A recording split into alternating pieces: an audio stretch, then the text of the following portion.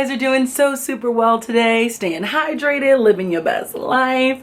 My name's Janae and I am hopping on here today to share a little bit about why I think you should never move to New York City.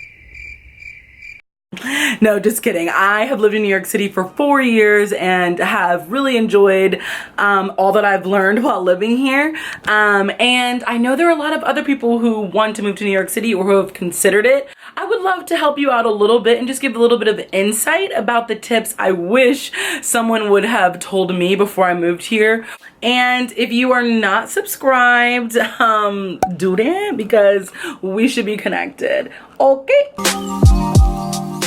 I've lived in New York City for 4 years now and definitely has allowed me to assess a few really important things to consider if you're planning on moving here. And in no way is this video meant to make someone not want to move here or rag on New York City. There are just some things that when you are thinking about moving your life that you may not consider and you wouldn't know to consider if you literally have never lived there. In this video, we're going to cover financial tips. We're going to cover things to just keep in mind that you would have never considered, and just like basic advice that's good for your bank account, your mental space, your heart, like all types of things when it comes to moving to a new city.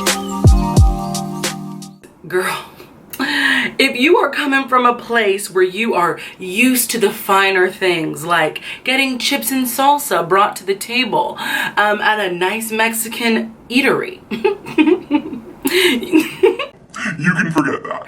Expect to pay extra if you want some chips and salsa, and expect it to be a cute little bowl and a little bowl of salsa, and you're going to pay extra. There will be no refills, okay? There's one place I found that gives chips and salsa, and there's probably others, but it's just not the norm. Eat your chips and salsa at home or come correct with coin, okay? Remember that the first year is the toughest, and I think that is true for anywhere you move. You're trying to transition, you're trying to grow accustomed to new things, and just trying to keep it together, and you probably have moved away from everything you know and love, and that's comforting to you. So that first year is just going to be the most challenging, but I will say every year that I've lived here, things have gotten better. Like literally every challenge that I've had has improved, whether it was my living situation, whether it was my work situation. I was able to learn what works for me and what doesn't work for me and then pivot. It's actually a great time for you to take notes on what brings you joy, what you genuinely cannot handle on your plate, and then figure out, all right, where do I go from here? Hold on to that truth, honey. Hold on to that truth, honey. Okay, this next tip is something that really just didn't cross my mind because I was living that peachy life in the suburbs. But living in New York City is a beautiful place, but in between all of that beauty, there is nothing but chaos. And so just moving here, I think with the mindset that like simple everyday activities that you have to do, the calmness of that is going to be robbed from you. Just trying to get to and from work. There's no such thing as having a peaceful commute anymore. You can say bye-bye, because whoever is in the mood to bother you will bother you when they want to, no matter if you have headphones in, if you have your resting bitch face on, like it doesn't matter. Forget peace of mind. The men, dear God, dear God. Things like dodging rodents and creatures, you know, the toes are out, and things like grocery shopping. You're not just going to be throwing it in the trunk. You have to carry your groceries from the grocery store to the train, then from the train to your house, and it's like up and down stairs, 5 blocks. So I highly recommend using reusable bags and just remembering that you're going to be carrying things and you're going to be tired. You're going to be either hot, you're either going to be freezing cold, or you're going to be wet from the rain. If you are aware of it, you can handle it much better and be more strategic about how you go about your errands and things like that. In this town, you just can't have it all. This is not Burger King. You can't have it your way. Ever, never, ever. Well, unless you got that shmoney. If you got that shmoney, you can have what you want.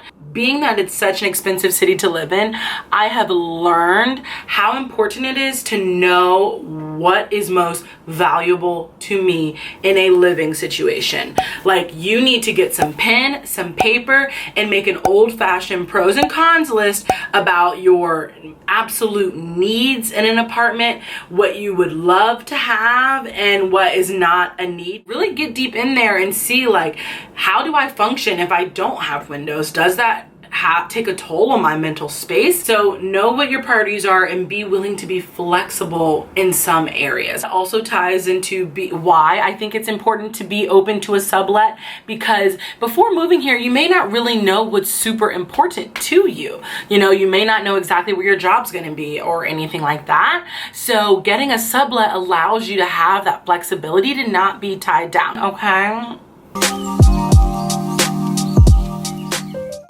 Apartment hunting here is a little bit different because you do need a substantial amount of money saved up just to keep yourself in a safe zone. And the apartment standard here, like, standard is to have first month's rent, last month's rent, security deposit, and for a lot of places they require a broker's fee. You can definitely get around not having to pay the broker's fee by finding an apartment that doesn't require one, but it's good to just have that money there just in case you find your dream apartment and it requires a broker's fee.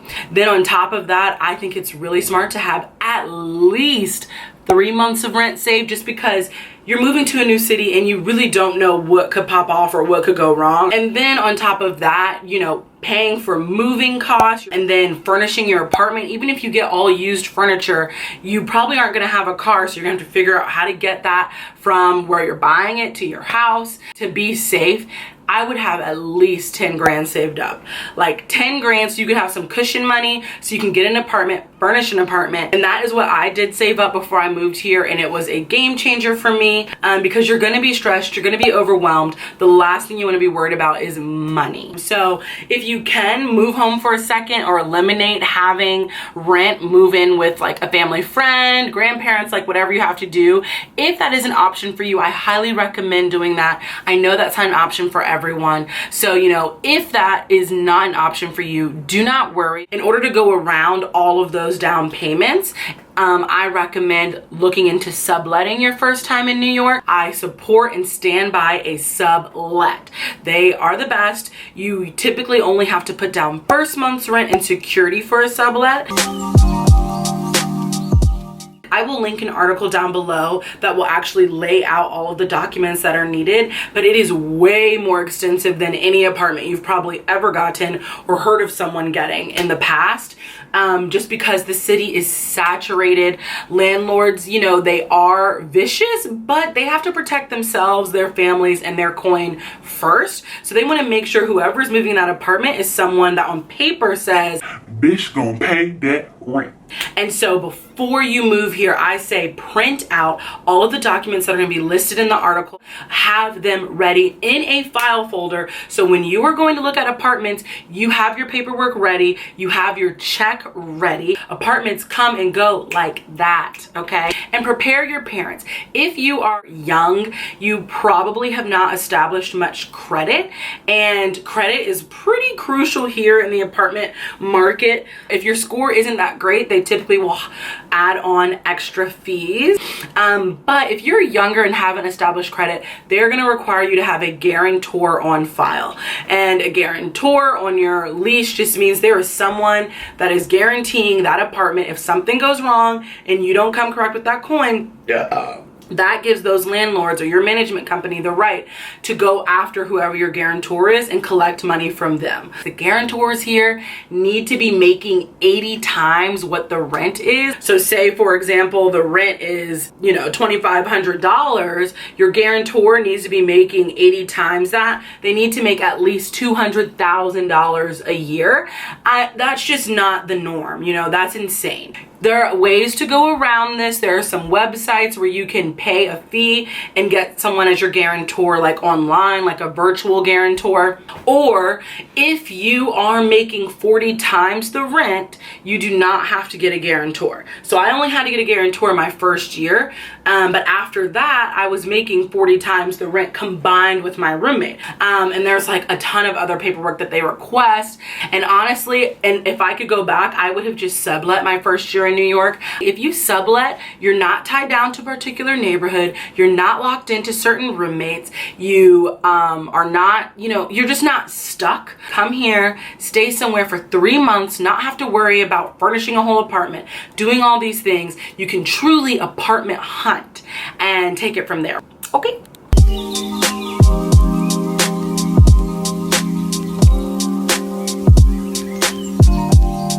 Next tip, honey, please consider live as close to a train as possible. Another reason why I think it's major key to sublet for that little bit, because you may not know where you're going to be working right before you move here. So if you can sublet and then see where you could live, that's, you know, the best train situation that's going to give you the smoothest commute. Major key.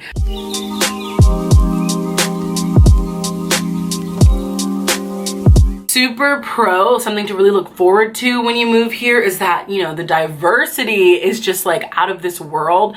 Coming from a town, I went to school in the mountains of North Carolina, and there was, I think, 7% minorities in the entire town. So but all that to say, here you have the luxury of being surrounded by people from all over the world, literally all over the world. So embrace that, celebrate that. I hope that gets you really excited. With that being said, I just want to encourage you to get yourself out there and put yourself out there and meet new people. I say that because this is a really easy city to isolate yourself, even though it's uncomfortable and it can be scary and it can be nerve-wracking, but to put yourself out there so that you can build community, because people are what matter, and it just makes the city a lot more fun when you have awesome people to enjoy it with. Since there is so much to do in this city and there are so many people, it's really easy to feel like you should be doing something at all times.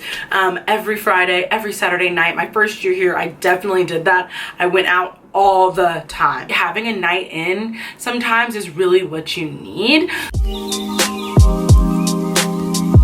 Use a backpack. You do a lot of walking around in this city, and a backpack allows you to carry everything you need without having back pain. Comfortable shoes are everything. Protect your feet. You're going to be walking around a lot. Do not spend money on getting a car your first year here or bringing your car here. It's just going to be a hassle and an unnecessary expense. I don't think there's anything else. Ew. Ew, that was like really gross. I'm never talking like that again. Thanks so much for watching this video. It really is a beautiful city. Don't shy away from that desire to move here. If you can survive in New York City, you really can make it happen anywhere else. Don't forget to give it a big thumbs up, and don't forget to subscribe. And yeah, if we're not connected already, let's connect, girl. We should be friends. Hit me up on Instagram, okay? Love you guys so much. Thanks for watching. Bye. You're everything I ever wanted. You give me